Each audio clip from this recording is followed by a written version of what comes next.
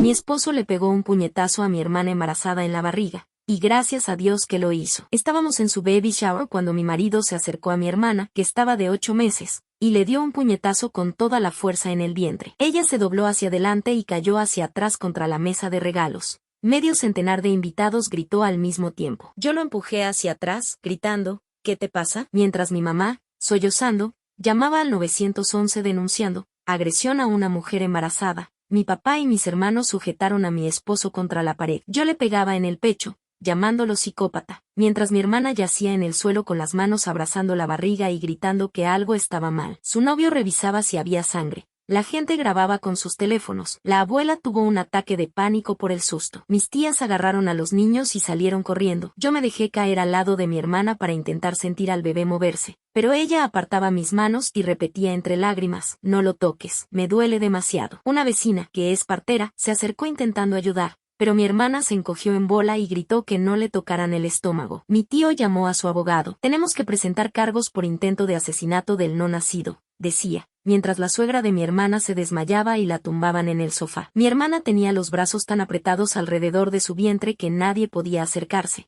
Decía que sentía algo mal dentro. Entonces mi marido, luchando contra los hombres que lo sujetaban, gritó algo que me heló la sangre. Mirad su estómago. Y ahí lo vi yo también. Una hendidura profunda que no volvía a su forma. Parecía un hueco permanente. Era espuma viscoelástica bajo su vestido, no un bebé. No lo podía creer, y, aunque mi cuerpo pedía golpearlo hasta matarlo, mi razón me empujó a comprobarlo. Llegué antes de que ella me apartara y metí las manos en esa hendidura. Mis dedos tocaron los bordes de la espuma, las correas de velcro. Las manos se me entumecieron al presionar. Donde debía haber un feto, encontré relleno, costuras y sujeciones. Ella forcejeó para apartarme, pero pronto otros empezaron a hurgar. Más y más correas aparecían. Entonces le seguí cuando dijo que había tenido una cita con su obstetra. Ayer, fui tras ella y la vi en un bar, bebiendo durante 2 horas. Después fue a una tienda de disfraces y compró 3 protuberancias más para simular distintas etapas del embarazo. Mi hermana lloraba, gritándole a mi marido que se callara. Él no paraba. Mi abuela parecía a punto de desmayarse. Mi marido sacó su laptop, la había dejado en nuestra casa, y nos mostró el historial de búsqueda.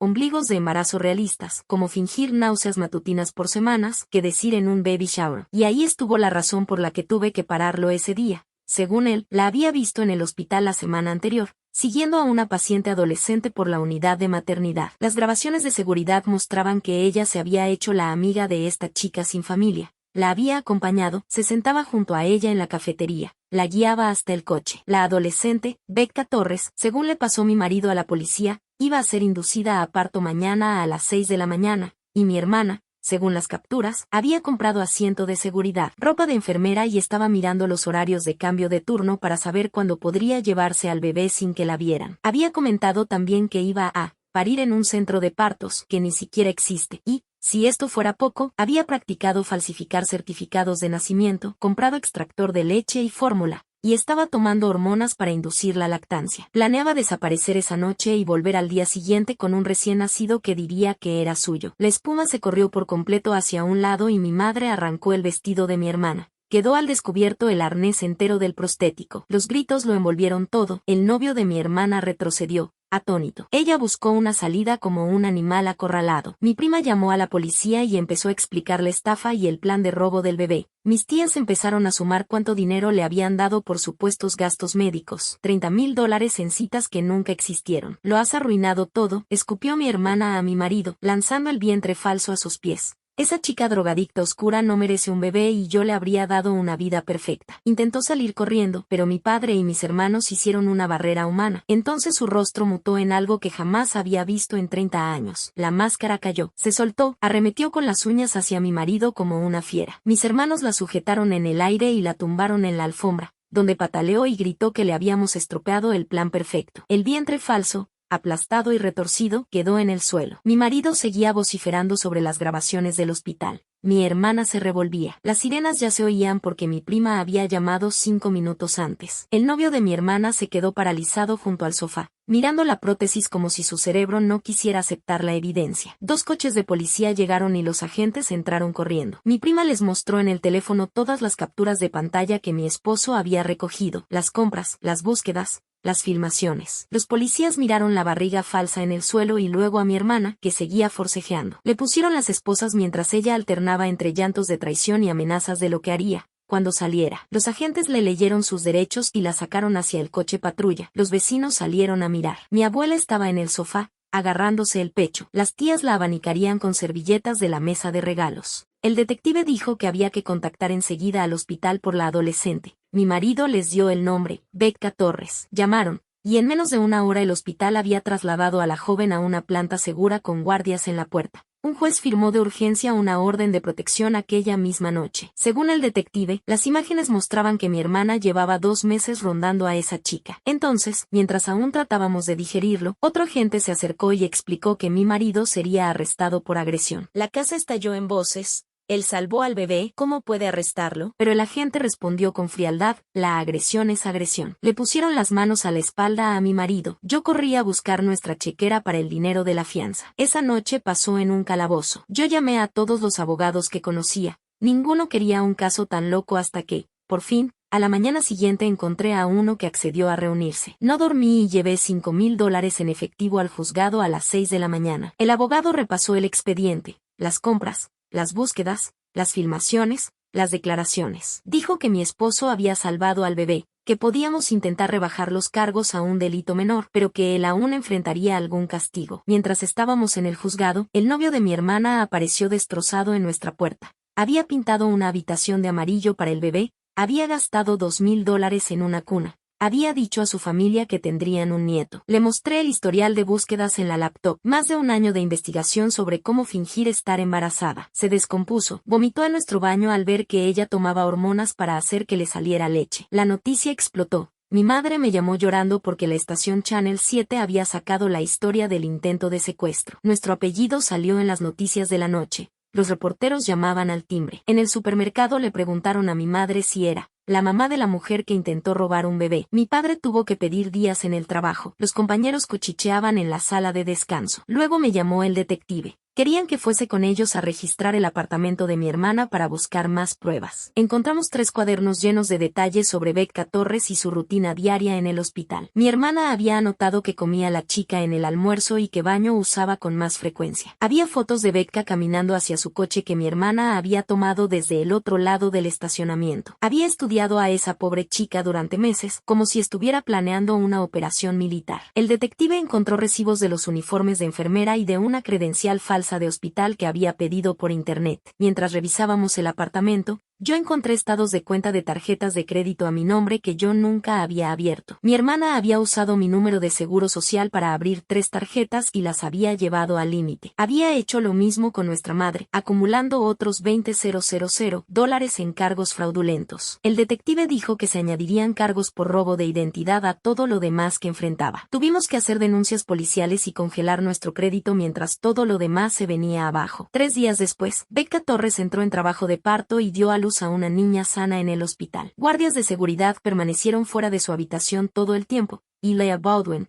de Servicios Sociales, también estaba allí. Mi hermana había tenido razón en una cosa. Becca no tenía apoyo familiar, pero ahora tenía a Laya ayudándola a solicitar asistencia para vivienda y a aprender a ser madre. Había algo profundamente inquietante en lo calculadora que había sido mi hermana con todos esos cuadernos, siguiendo hasta los horarios de baño y las elecciones de comida de esa chica. Me hacía preguntarme qué más podría haber estado planeando y que aún no habían encontrado en su apartamento. El bebé estaba perfecto y a salvo, y mi hermana estaba en la cárcel, donde no podía hacerle daño a nadie. Pensamos que ahí terminaría todo, pero el abogado de mi hermana dijo que ella quería ir a juicio. Planeaba argumentar que estaba haciendo un servicio público al quitarle el bebé a una madre no apta. 2 días después, la fiscal llegó a nuestra casa con una pila de documentos tan gruesa como una guía telefónica. Fue colocando uno por uno los cargos contra mi hermana sobre la mesa de la cocina. El intento de secuestro del hijo de una menor conllevaba la mayor condena. Luego venían el fraude, el robo de identidad y el acoso, que sumaban aún más años. Mi esposo estaba sentado frente a ella con su propia pila, mucho más pequeña, correspondiente a su cargo por agresión. Nuestro abogado repetía que era el mejor resultado al que podíamos aspirar, dadas las circunstancias. La fiscal aceptó reducirlo a agresión menor si él se declaraba culpable y aceptaba el castigo que el juez impusiera. Esa noche,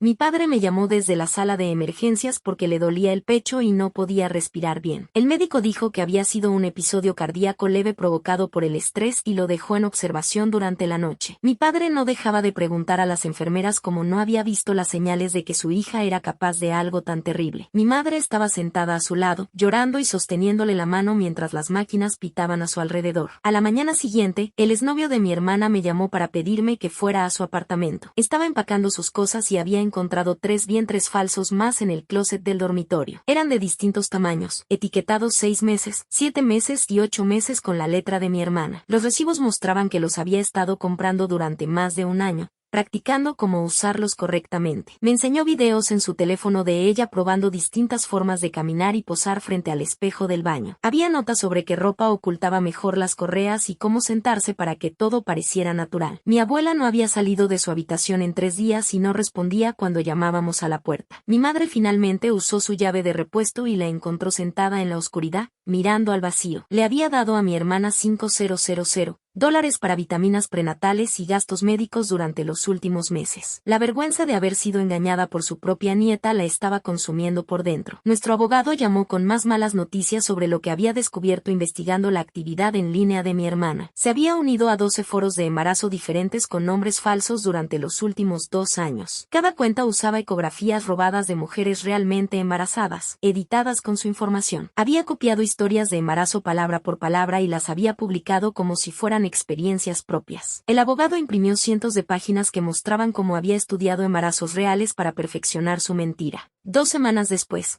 mi esposo se presentó ante el juez y se declaró culpable de agresión menor. El juez revisó todas las pruebas sobre por qué había golpeado a mi hermana, pero dijo que la violencia nunca es aceptable. Lo sentenció a clases de manejo de la ira una vez por semana durante 6 meses y a 100 horas de servicio comunitario. Mi esposo asintió y firmó los documentos sin discutir. Sabía que había tenido suerte de no ir a la cárcel. 3 semanas más tarde, fui al juzgado para una audiencia del caso de mi hermana. Becca Torres también estaba allí, con su hija recién nacida dormida en un portabebés contra su pecho. Se veía tan joven sentada en ese banco, quizá de 17 años como mucho, con ojeras profundas. Cuando me vio, se acercó y me dio las gracias por haber impedido que mi hermana le robara a su bebé. Su voz temblaba al hablar de lo asustada que estaba de testificar, pero dijo que quería justicia. El bebé hacía pequeños ruidos y Becca ajustaba la mantita alrededor de su carita con manos cuidadosas. Era evidente por qué mi hermana la había elegido. Estaba sola, sin familia, incluso en la sala del tribunal. Pero ahora tenía a Leah Baldwin,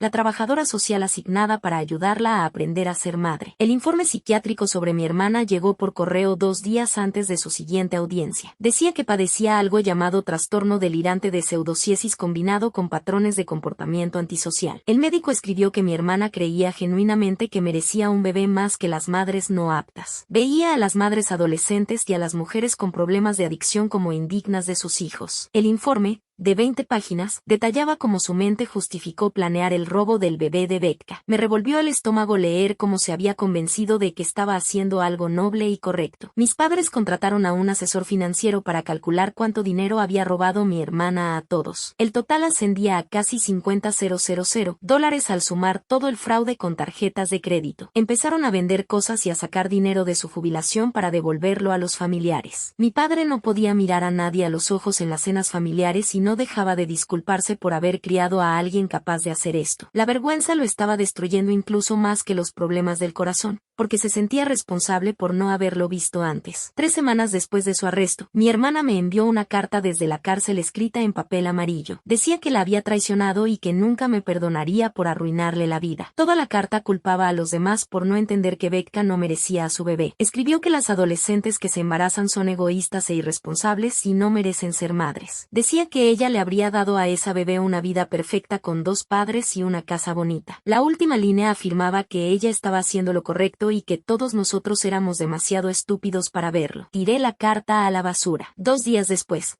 mi esposo comenzó su servicio comunitario en el centro juvenil del centro. El juez le había ordenado cumplir 100 horas enseñando a chicos sobre cómo manejar la ira, lo cual resultaba extraño considerando que había golpeado a mi hermana. Entró a la primera sesión con 2 estudiantes de secundaria mirándolo fijamente y les contó toda nuestra historia del baby shower. Los chicos se quedaron boquiabiertos mientras explicaba cómo había seguido a mi hermana y descubierto su plan para robar un bebé. Les habló de cómo la ira a veces puede empujarte a proteger a otros, pero que la violencia siempre tiene consecuencias, incluso cuando crees tener razón. Un chico le preguntó si se arrepentía de haberla golpeado, y mi esposo respondió que no se arrepentía de haber detenido el secuestro, pero sí de haber usado los puños. La coordinadora del programa observaba desde el fondo y asentía cuando él hablaba de encontrar mejores formas de manejar situaciones peligrosas. Después de 3 semanas, los chicos empezaron a abrirse sobre sus propios problemas de ira, y mi esposo se volvió realmente bueno ayudándolos. Entonces Becca me llamó llorando porque un hombre apareció en su apartamento diciendo ser su hermano. Dijo que se llamaba Cade y que llevaba 4 años desaparecido por las drogas, pero que había visto la noticia sobre mi hermana intentando robar al bebé. Estaba fuera de su puerta con flores y un peluche para la niña, diciendo que quería arreglar las cosas. Becca no confió en él al principio, pero Laya, la trabajadora social, hizo una verificación de antecedentes y descubrió que llevaba 2 años limpio. Cade tenía trabajo en un almacén, su propio apartamento, y seguía apareciendo con pañales y fórmula hasta que Becca finalmente le permitió conocer a su sobrina. Mientras tanto, toda nuestra familia empezó a ir a terapia en conjunto, excepto mi hermana, que seguía en la cárcel. La terapeuta nos hizo sentarnos en círculo y hablar sobre cómo nos sentíamos traicionados por alguien a quien habíamos conocido toda la vida. Mamá lloraba en cada sesión por no haber visto las señales de advertencia y papá no dejaba de culparse por haberla criado mal. La terapeuta repetía que todos éramos víctimas de las mentiras y la manipulación de mi hermana y que no debíamos culparnos. Decía que las personas con la condición de mi hermana son expertas en ocultar quiénes son realmente y en engañar a todos a su alrededor. Pasamos 6 sesiones solo procesando el shock de descubrir que alguien a quien amábamos podía planear algo tan malvado. Luego, el exnovio de mi hermana presentó una demanda contra ella por daño emocional y fraude. Su abogado nos envió documentos que mostraban que mi hermana había estado tomando hormonas para hacer que sus pechos produjeran leche y provocarle cambios de humor. Había gastado $8,000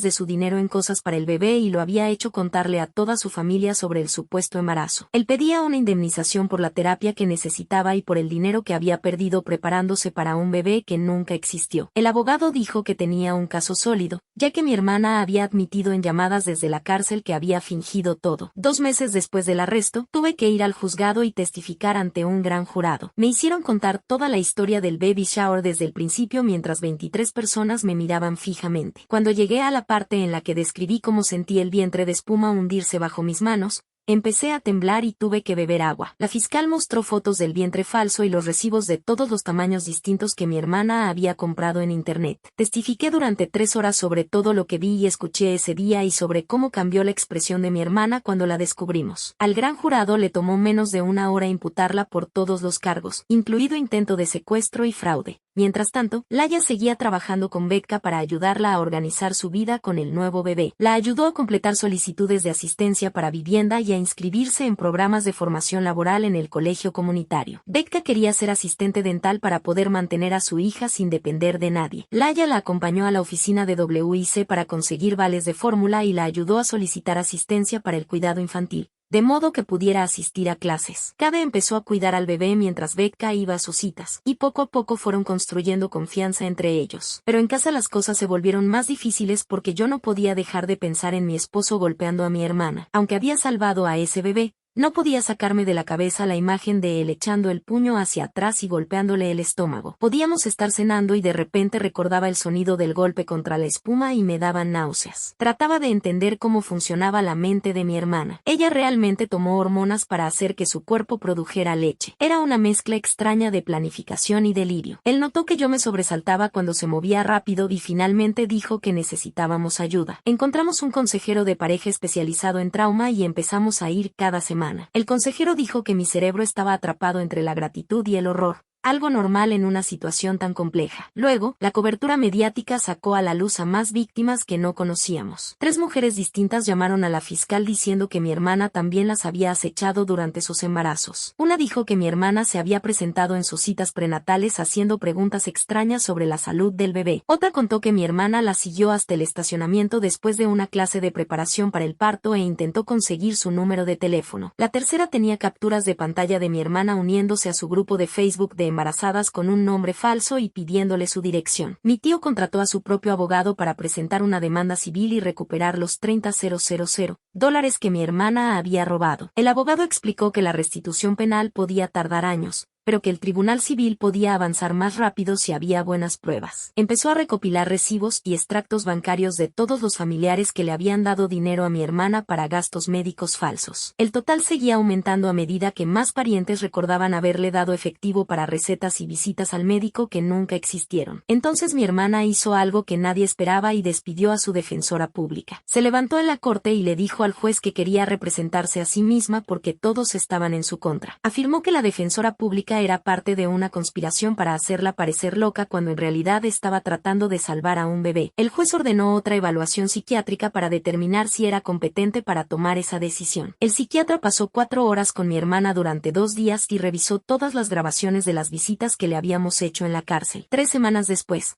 mamá tuvo su primer ataque de pánico en el supermercado cuando una mujer desconocida se le acercó preguntándole si era la madre de la mujer de la noticia sobre el embarazo falso. Mamá dejó caer la canasta y salió corriendo al coche, donde estuvo temblando durante 20 minutos antes de poder conducir a casa. Esa noche, papá la encontró sentada en la cocina a oscuras, llorando porque sentía que ya no podía enfrentar a la gente. Al día siguiente, el médico le recetó medicación para la ansiedad después de que mamá describiera cómo se despertaba a las 3 de la mañana con el corazón acelerado y la sensación de no poder respirar. Empezó a tomar las pastillas, pero la dejaban agotada, y dejó de ir a su club de lectura y a sus clases de yoga. Mientras tanto, Lea Baldwin seguía reuniéndose con Becca y con su hermano Cade, que había aparecido después de ver las noticias. Cade llevaba 2 años limpio y trabajaba en construcción, pero quería ayudar a su hermana después de haberse perdido gran parte de su vida. Laya lo presentó a su esposo, Raone, que dirigía una empresa de seguridad y necesitaba trabajadores confiables para turnos nocturnos en edificios de oficinas. Cade aceptó el trabajo y se mudó a un pequeño apartamento cerca de Becca para poder cuidar al bebé mientras ella iba a sus citas. Mi esposo alcanzó la mitad de sus 100 horas de servicio comunitario y volvió a casa hablando de un chico llamado Isaac, que le recordaba a él mismo a esa edad. En el centro juvenil le habían asignado enseñar defensa personal básica, pero la mayor parte del tiempo solo escuchaba a los chicos hablar de sus problemas en casa. El instructor de manejo de la ira notó que mi esposo también había cambiado y empezó a pedirle que ayudara con los participantes nuevos que aún estaban en la fase más explosiva. Los resultados de la segunda evaluación psiquiátrica llegaron y decían que mi hermana era competente para enfrentar el juicio, pero que padecía un trastorno narcisista de la personalidad con rasgos antisociales. El psiquiatra escribió que ella entendía la diferencia entre el bien y el mal, pero creía que sus deseos eran más importantes que los derechos de los demás. Recomendó al menos 5 años de terapia intensiva, fuera a prisión o no. Papá volvió al trabajo después de tomarse 2 semanas libres, pero regresó temprano su primer día diciendo que no podía soportar las miradas de sus compañeros. Su jefe le sugirió jubilarse anticipadamente con todos los beneficios, ya que llevaba 28 años en la empresa, y papá empezó a considerarlo seriamente. Ese fin de semana,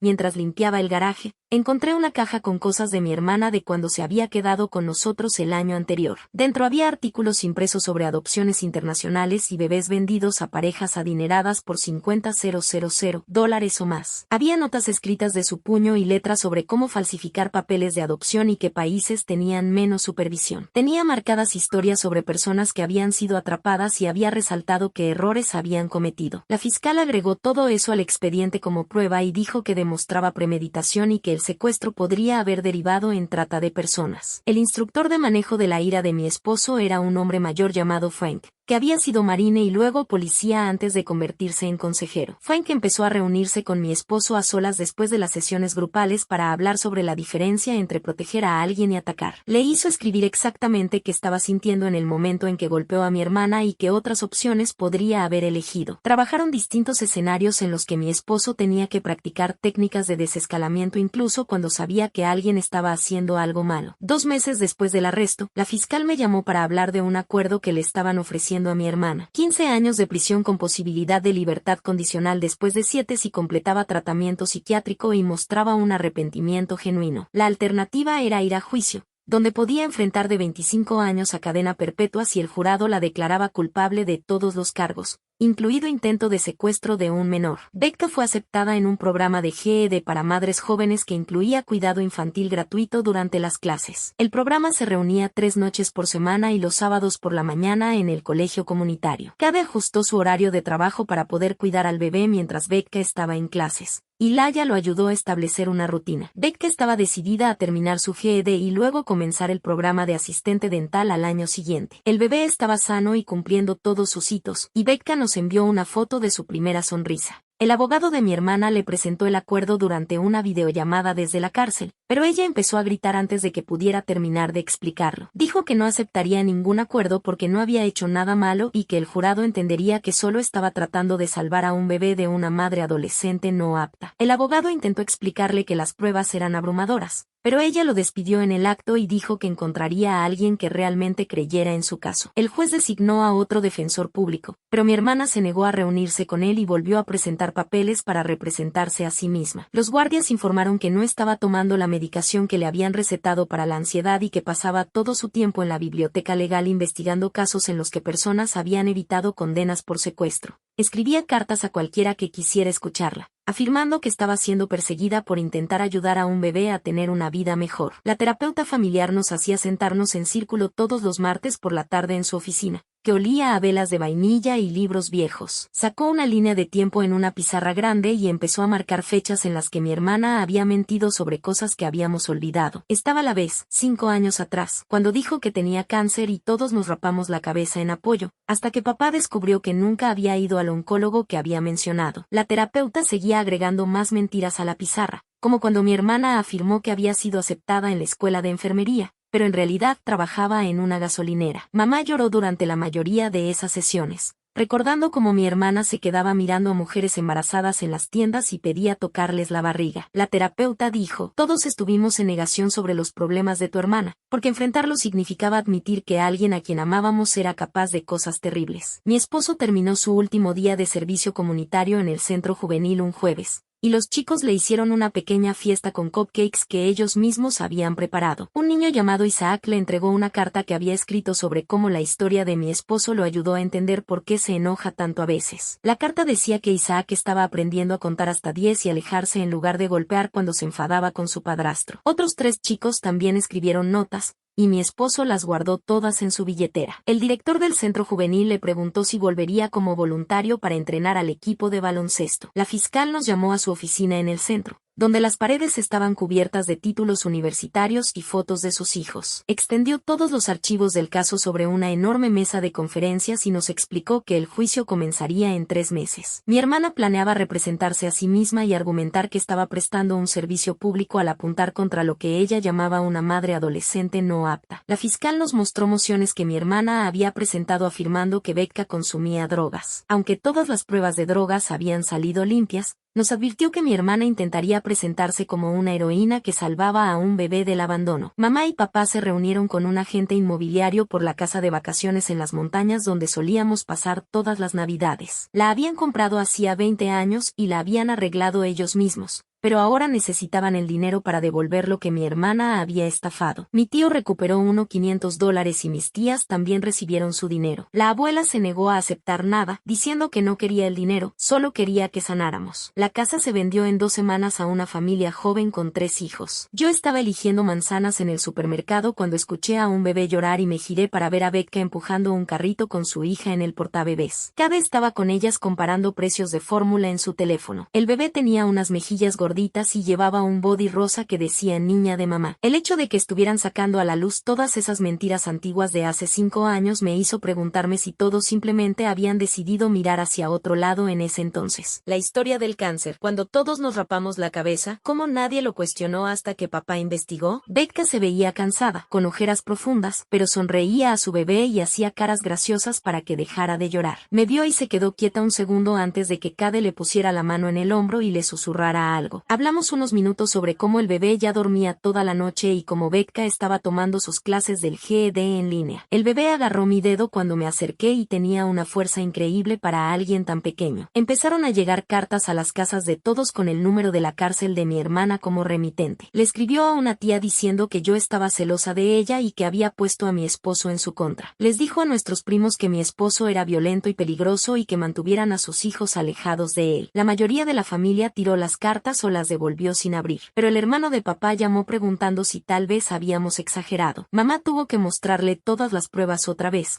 incluidos los recibos de los vientres falsos y los videos de acecho. Mi hermana incluso escribió a antiguos vecinos diciendo que estaba injustamente encarcelada por preocuparse demasiado por el bienestar de los niños. La fiscal obtuvo grabaciones de las llamadas telefónicas de mi hermana desde la cárcel mediante una orden judicial. Nos sentamos en su oficina escuchando a mi hermana decirle a otra reclusa que iba a conseguir a su bebé en cuanto saliera. Describía a Becca como una adicta inútil que no merecía ser madre, aunque Becca nunca había tocado drogas en su vida. En una llamada, mi hermana dijo que sabía dónde vivía Becca ahora y que esperaría el tiempo que hiciera falta. La fiscal dijo que esas llamadas demostraban que mi hermana seguía siendo peligrosa y que las usarían en el juicio para mostrar que no sentía ningún remordimiento. Los guardias encontraron dibujos de bebés que mi hermana había hecho en su celda durante una requisa. Mi esposo y yo pasamos un mes entero recorriendo barrios distintos todos los fines de semana buscando casa. En la nuestra aparecían reporteros pidiendo entrevistas y gente que reducía la velocidad para sacar fotos del lugar donde había sido el baby shower. Los vecinos eran educados, pero se notaba que se sentían incómodos con nosotros. Finalmente encontramos un lugar a 40 minutos, en un suburbio tranquilo donde nadie conocía nuestros nombres. El camión de mudanza llegó un sábado y empacamos todo tratando de no mirar el patio trasero donde antes había estado la mesa de regalos. La abuela finalmente aceptó dar una declaración a la fiscal después de meses en silencio. Estaba demasiado débil para ir al tribunal,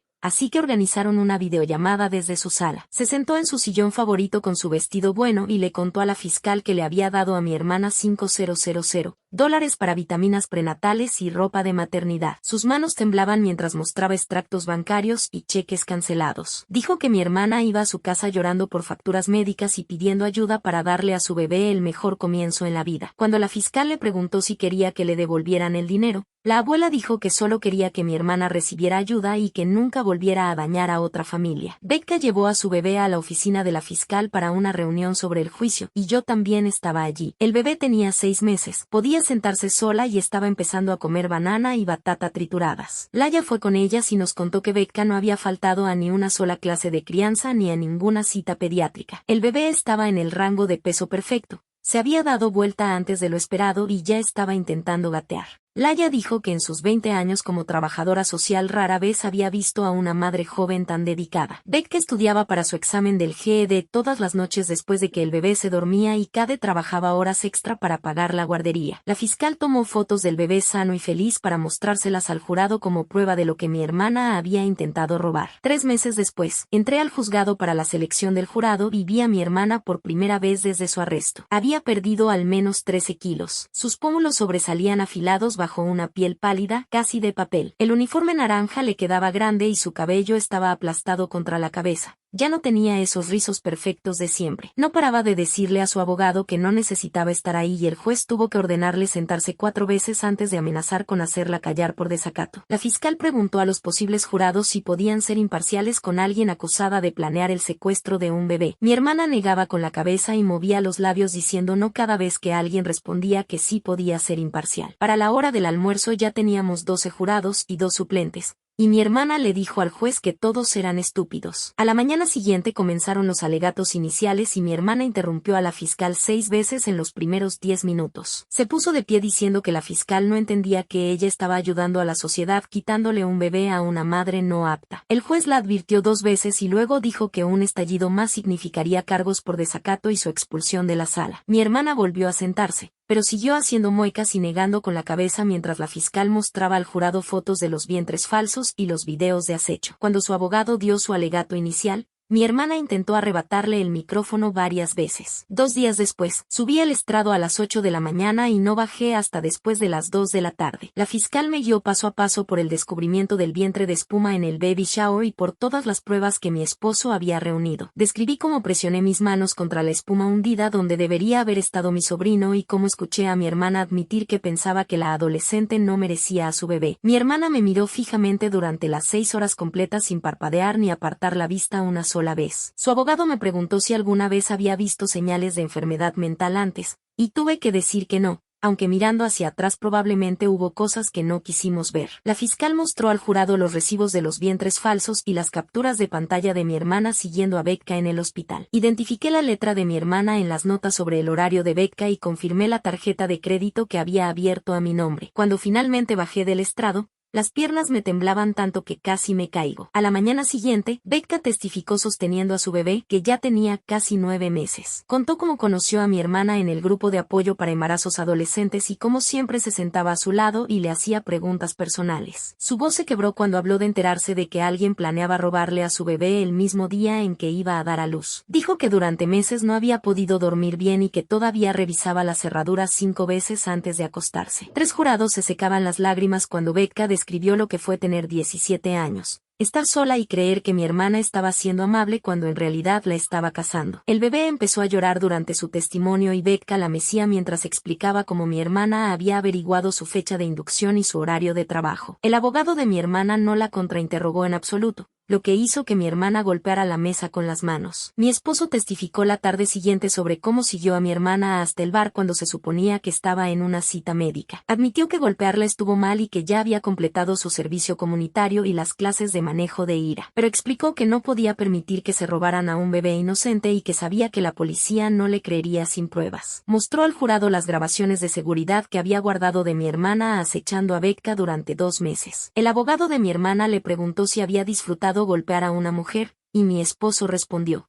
no, pero lo haría de nuevo para salvar a un bebé. El jurado deliberó solo 3 horas, lo que nuestro abogado dijo que era muy rápido para un caso tan grave. Volvieron con veredictos de culpabilidad en los 7 cargos, incluyendo conspiración para cometer secuestro y fraude por más de $10,000. Mi hermana se levantó gritando que todos eran idiotas y que no entendían que ella solo intentaba darle una vida mejor a ese bebé. Los alguaciles tuvieron que sacarla a rastras mientras seguía gritando que Becca era basura y que arruinaría a su hija. 2 semanas después, en la sentencia, el juez condenó a mi hermana a 18 años con posibilidad de libertad condicional a los 10 si completaba tratamiento psiquiátrico. Mi hermana se rió y dijo que prefería cumplir los 18 completos antes que fingir que estaba equivocada. El juez respondió que esa era su decisión, pero que de todos modos sería trasladada a un centro correccional psiquiátrico. Al mes, la movieron a una institución a 3 horas de distancia donde debía asistir a terapia diaria. Los médicos nos llamaron tras la evaluación y dijeron que su trastorno de personalidad era severo y que necesitaría años de tratamiento intensivo para empezar a abordarlo. Dijeron que todavía hablaba del bebé de Becca como si fuera suyo. Mamá y papá comenzaron a asistir a un grupo de apoyo para abuelos en el centro comunitario, para familias afectadas por crímenes. Papá dijo que escuchar las historias de otros sobre hijos que hicieron cosas terribles le ayudó a convivir con la vergüenza. Mamá, después de 6 meses,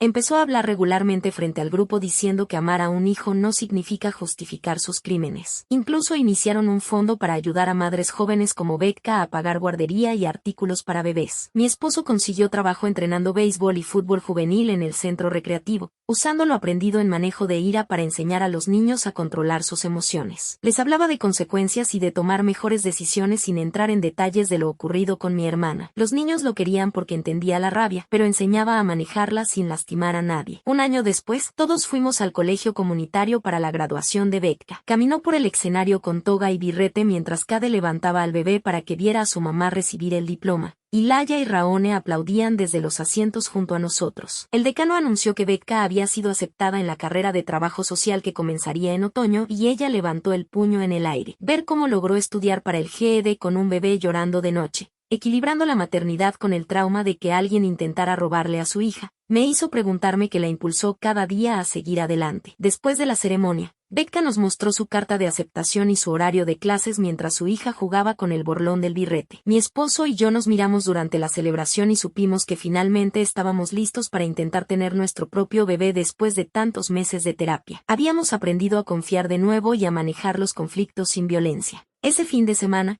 papá pasó 6 horas en su escritorio escribiendo y reescribiendo una carta para mi hermana en la institución psiquiátrica. Nos mostró la versión final donde decía que la amaba, pero que no podía tener contacto hasta que asumiera responsabilidad por lo que hizo. Sus manos temblaban al cerrar el sobre y mamá lo llevó al correo porque él no podía ver a través de las lágrimas. La familia extendida empezó a reunirse otra vez en cenas pequeñas, aunque la mitad todavía no asistía. Mi tío organizó acción de gracias con solo 12 personas en lugar de las 40 habituales, pero todos hablaron de verdad en vez de fingir. Mi prima llevó a su nuevo novio y nadie mencionó a mi hermana, lo que hizo todo más llevadero. 3 años dentro de su condena, la institución llamó para decir que mi hermana finalmente había empezado a participar en terapia grupal. El médico dijo que por primera vez admitió que necesitaba ayuda. Aún no se disculpaba ni aceptaba que estaba equivocada, pero al menos dejó de insistir en que Becca no merecía a su bebé. Mientras tanto, Becca terminó su primer año de trabajo social mientras trabajaba medio tiempo en un refugio para mujeres. Comenzó a liderar grupos de apoyo para madres adolescentes usando su propia historia para mostrarles que podían salir adelante. Su supervisora escribió una carta diciendo que Becca era la mejor consejera par que habían tenido, porque realmente entendía por lo que pasaban las chicas. Mi esposo y yo supimos que estaba embarazada justo cuando Becca comenzaba su segundo año de universidad. Elegimos el nombre Esperanza incluso antes de saber que sería niña, porque necesitábamos algo positivo después de tanta oscuridad. Cuando nació, la enfermera preguntó si queríamos publicar el anuncio en el periódico y dijimos que no. En el supermercado, la gente a veces preguntaba por la tía de Esperanza y nosotros solo decíamos que estaba recibiendo la ayuda que necesitaba. Ya no explicábamos ni justificábamos nada, porque no era asunto de nadie. 5 años después de aquel terrible baby shower, nuestra familia encontró una nueva normalidad con cenas semanales y noches de juegos mensuales. Ahora teníamos cámaras de seguridad y mamá mantenía las puertas cerradas incluso de día, algo que antes nunca hacíamos. Papá volvió a la iglesia y encontró paz ayudando en el banco de alimentos todos los sábados por la mañana. Mi esposo entrenaba 3 equipos juveniles distintos y enseñaba a los niños a tomar buenas decisiones cuando se enojaban. Yo observaba a Esperanza jugar en el parque y me aseguraba de enseñarle sobre límites y hablar cuando algo no se sentía bien. Le enseñamos que la familia es amor, pero también responsabilidad cuando alguien lastima a otros. El psiquiatra llamó el mes pasado para decir que mi hermana hacía progresos lentos, pero que necesitaría muchos años más de tratamiento antes de cualquier posible liberación. Escuchamos la actualización, agradecimos la llamada y no volvimos a escribir ni a visitar. Aprendimos a detectar las señales de alerta que antes ignorábamos. Las pequeñas mentiras y su constante papel de víctima. Dejamos de poner excusas al mal comportamiento y empezamos a llamar a las cosas por su nombre cuando algo no estaba bien. Mamá se unió a un grupo de apoyo para padres de hijos adultos con trastornos de personalidad y, a los 6 meses,